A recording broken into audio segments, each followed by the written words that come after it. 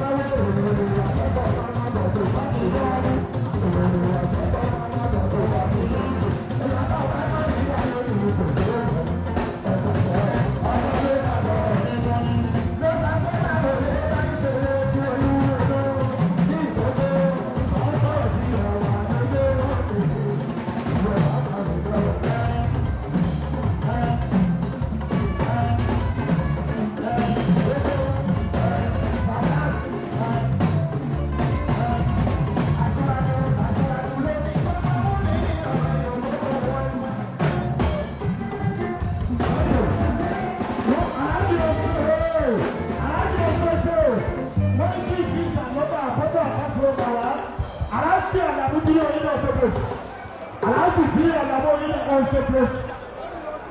Aláàjì ẹ̀sọ́ jẹ́ ní kí àlọ́bà mú àkáǹtì nọ́mbà wá. Wọ́n wá gba owó. Ájì ìwọ ní ọba orin.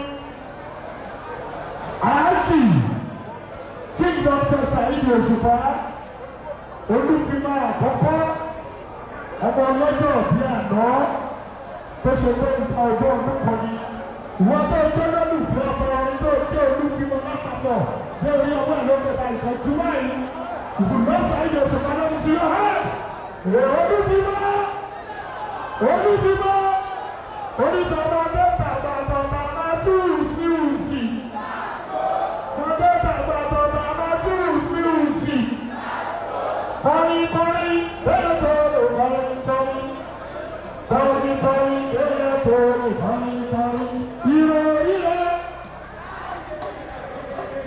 ìsọ̀rọ̀ rẹ̀ láti lè lédè tó bá kọ́lé lọ́pọ̀ ìṣòro lórí wọn.